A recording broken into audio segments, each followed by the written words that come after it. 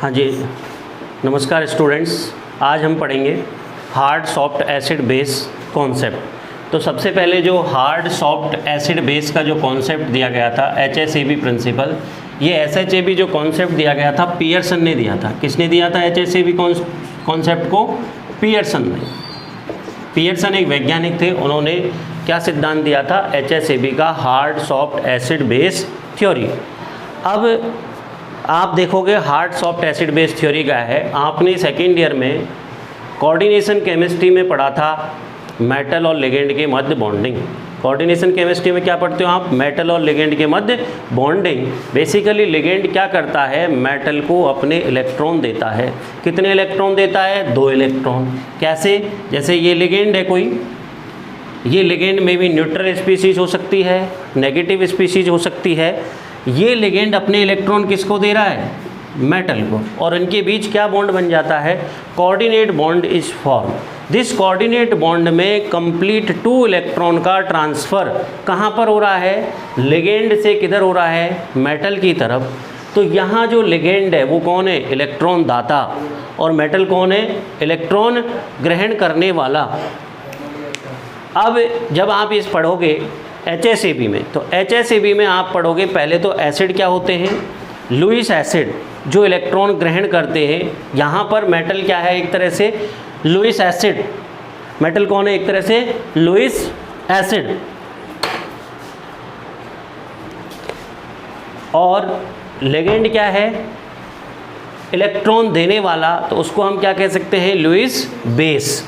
अब HSAB principle में आप देखते हो, जो HSAB में भी, इस सिद्धांत में भी, जो बॉन्डिंग के आधार पर, मेटल और लिगेंड की बॉन्डिंग के आधार पर 2 वर्गों में मेटल को विभाजित किया गया था, वर्ग A और वर्ग B। वर्ग A के अंदर वो धातु आयन आते हैं जो कि कम पोलराइज हों, जो कि कम ध्रुवित हों। अब कम ध्रुवित हों, उसके अंदर कौन थे? क्षारीय धातु और क्षारीय मृदा धातु के आयन। और कौन थे उसमें? हैवी धातु आयन D ब्लॉक के। जबकि वर्ग B के अंदर कौन आएंगे? भारी धातु आयन, जो कि कम ऑक्सीकरण अवस्था में आते हैं। ये तो था किसका? धातु आयन का 2 वर्गों में विभाजन। इसी प्रकार से लिगेंड को भी 2 वर्गों में विभाजित किया गया था। लिगेंड में जो वर्ग A था, जो कि लिगेंड का वर्ग A है, वो धातु A के साथ बंध बनाते हैं। तो धातु A के साथ बंध बनाने में, यानी लिगेंड का जो वर्ग A था वो था नाइट्रोजन, ऑक्सीजन और फ्लोरीन, NOF। ऐसे लिगेंड जिनकी की साइज धातु पर, ऐसे लिगेंड जिनमें जो नाइट्रोजन, ऑक्सीजन, फ्लोरीन यानी इलेक्ट्रॉन देने वाला जो परमाणु है उसकी साइज क्या हो? स्मॉल। और अधिक विद्युत ऋणता हो। और क्या हो? अधिक विद्युत ऋणता। इसका मतलब जो कम ध्रुवित होते हों वो क्या कहलाते हैं? कठोर, जिन्हें आप कहते हैं कठोर लिगेंड की श्रेणी दी गई थी, जो वर्ग A के साथ, वर्ग A के धातु आयनों के साथ क्या बनाते थे? बॉन्ड। जबकि नाइट्रोजन के नीचे आने वाला फॉस्फोरस, आर्सेनिक, ऑक्सीजन के नीचे आने वाला सल्फर, सिलीनियम, फ्लोरीन के नीचे क्लोरीन और ब्रोमीन, इनमें भी क्या है? ये लिगेंड का कोई दाता परमाणु है, फॉस्फोरस। ये दाता की तरह बिहेव कर रहे हैं तो लिगेंड है। इनकी क्या है? साइज नाइट्रोजन, ऑक्सीजन और फ्लोरीन की तुलना में जब ग्रुप में आप नीचे जाते हो तो साइज बढ़ जाती है। साइज यानी आकार बढ़ने के कारण ये आसानी से ध्रुवित हो जाते हैं। इनकी विद्युत ऋणता भी कम होती है। तो ये धातु आयन, जो B वर्ग के धातु आयन हैं, उनके साथ क्या बनाते हैं? बॉन्ड बनाते हैं। क्लियर? यानी जैसे आपने धातु आयन को वर्ग A और वर्ग B में बांटा, उसी प्रकार से आपको लिगेंड को भी 2 भागों में बांट दिया, जो वर्ग A के साथ बंधन करते हैं और जो वर्ग B के साथ बंधन करते हैं। वर्ग A के साथ कौन करेंगे? जिनकी छोटा आकार होता है और अधिक विद्युत ऋणी होते हैं, कम ध्रुवित होते हैं। 3 चीज़ें। वर्ग B के साथ कौन बंध बनाएंगे? ऐसे लिगेंड जिनकी आकार बड़ा, आसानी से ध्रुवित हो जाते हैं और जिनकी विद्युत ऋणता क्या हो? कम हो। अब इसी आधार पर पियर्सन साहब ने HSAB का प्रिंसिपल दिया था।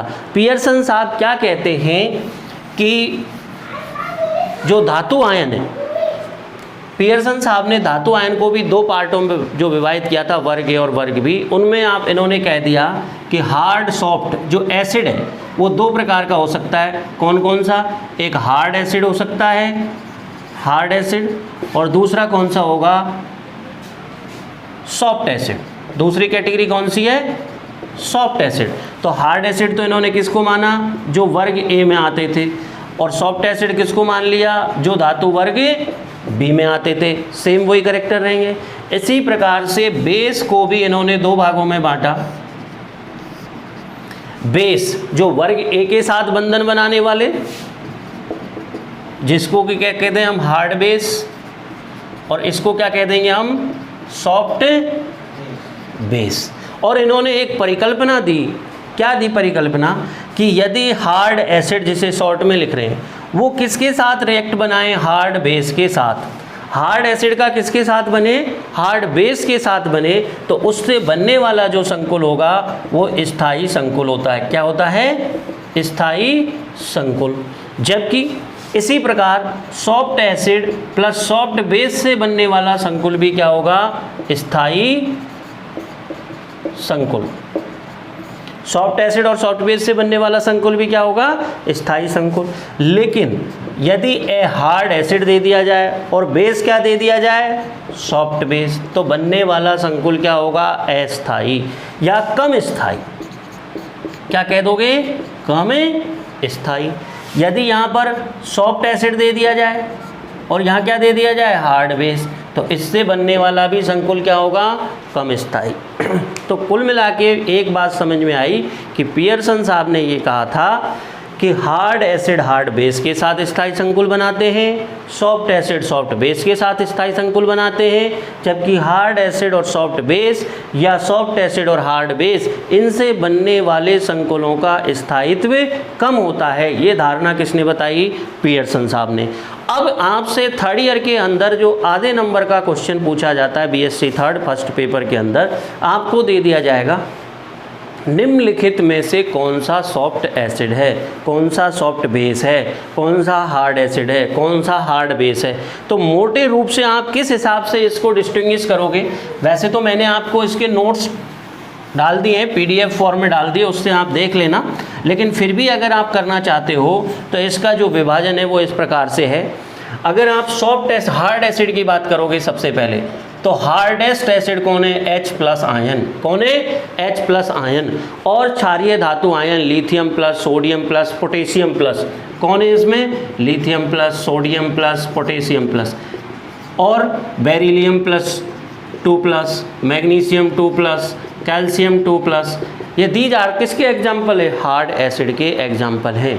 इसी प्रकार से कुछ डी ब्लॉक के धातु आयन भी आते हैं जो हार्ड एसिड के अंदर आते हैं। और तो सॉफ्ट एसिड में कौन आएंगे, सॉफ्ट एसिड में जो भारी धातु आयन आ जाते हैं या कुछ डी ब्लॉक के तत्व जो कि उच्च ऑक्सीकरण अवस्था में होते हैं, वो किस में आते हैं, सॉफ्ट एसिड में। और एक तीसरी कैटेगरी का एग्जाम्पल और भी बना रखा है मैंने, बॉर्डर लाइन।